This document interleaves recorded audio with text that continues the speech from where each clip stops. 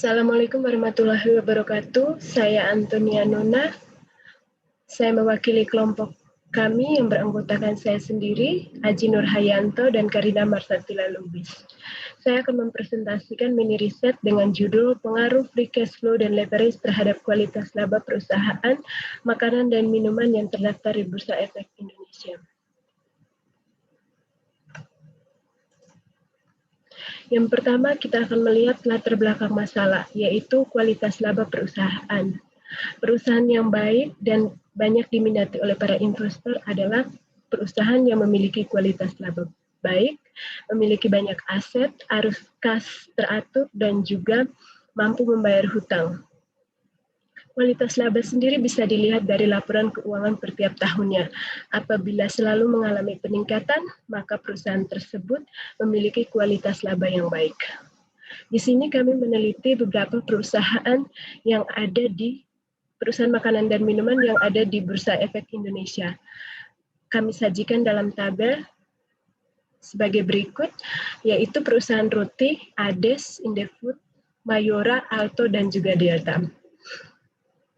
Untuk laporan keuangannya sudah dihitung menggunakan rasio keuangan, yaitu untuk free cash flow-nya menggunakan ROA, dan untuk leverage menggunakan DER, dan juga untuk kualitas laba sendiri menggunakan CR. Di sini terlihat jelas bahwa di beberapa tahun perusahaan tersebut mengalami penurunan. Maka dari situ kami meneliti apakah ada pengaruh free cash flow dan leverage terhadap perusahaan tersebut. Kemudian berbicara tentang perumusan masalah. Dalam mini riset ini ada 3 rumusan masalah. Yang pertama, apakah ada pengaruh free cash flow terhadap kualitas laba? Yang kedua, apakah ada pengaruh leverage terhadap kualitas laba? Yang ketiga, apakah ada pengaruh free cash flow dan leverage terhadap kualitas laba perusahaan tersebut? Berikut tujuan penelitian. Tujuan penelitian berkaitan erat dengan perumusan masalah. Yang pertama, untuk mengetahui pengaruh X1 terhadap Y. Yang kedua, untuk mengetahui pengaruh X2 terhadap Y. Dan yang ketiga, untuk mengetahui pengaruh X1 dan X2 terhadap Y. Dari rumusan masalah tersebut, kita membuat hipotesis penelitian. Antara lain, H01 tidak terdapat pengaruh X1 terhadap Y, HA2 terdapat pengaruh X1 terhadap Y, H02 tidak terdapat pengaruh X2 terhadap Y, HA2 terdapat pengaruh X2 terhadap Y, HO3 tidak terdapat pengaruh X1 dan X2 terhadap Y, HA3 terdapat pengaruh X1 dan X2 terhadap Y. Berikut adalah data penelitian. Untuk mini riset ini, kami mengambil data dari perusahaan makanan dan minuman di Bursa Efek Indonesia. Untuk sampel sendiri, annual report tahun 2016 sampai 2019. Jenis datanya adalah data sekunder. Kemudian untuk teknik penelitian data adalah purposive sampling. Untuk metode penelitian ada 3, yaitu analisa deskriptif, uji asumsi klasik, dan juga uji hipotesis. Untuk kerangka berpikir yaitu adanya pengaruh free cash flow, leverage terhadap kualitas laba. Kemudian uji asumsi klasik. Yang pertama itu uji normalitas. Uji normalitas itu adalah uji yang dilakukan dengan tujuan untuk menilai sebaran data pada sebuah kelompok data atau variabel. Nah, di sini data kami olah menggunakan if-use. Untuk nilai probabilitanya pada uji normalitas adalah 0,956429, yang artinya kurang dari 0,05, maka data tersebut bersifat normal dan layak. Yang kemudian adalah uji multikoleaniritas.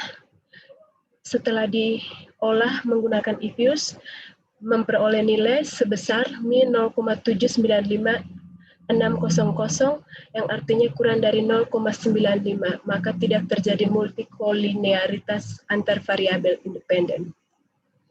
Yang berikut heteroskedasitas.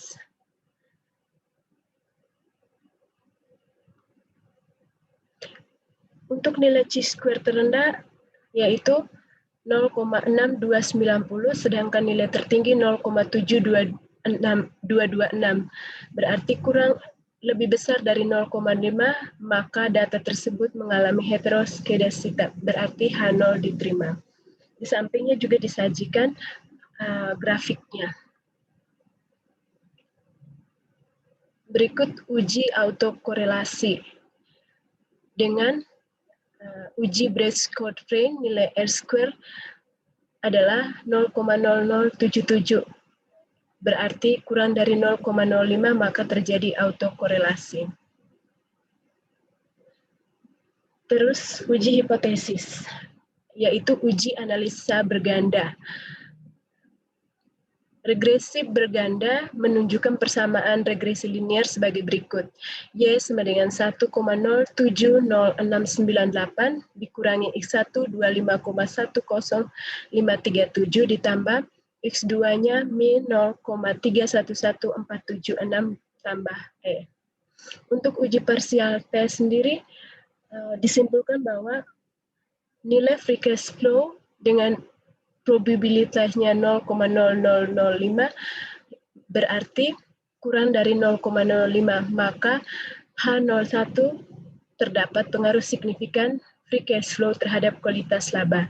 Sedangkan untuk nilai leverage itu adalah 0,7542, yaitu lebih besar dari 0,05, maka HO2 tidak terdapat pengaruh signifikan leverage terhadap kualitas laba. Untuk uji simultannya yaitu free cash flow dan leverage memiliki nilai probabilitas 0,000002 berarti kurang dari 0,005, maka H03 ditolak, yaitu terdapat pengaruh signifikan free cash flow dan leverage terhadap kualitas laba perusahaan.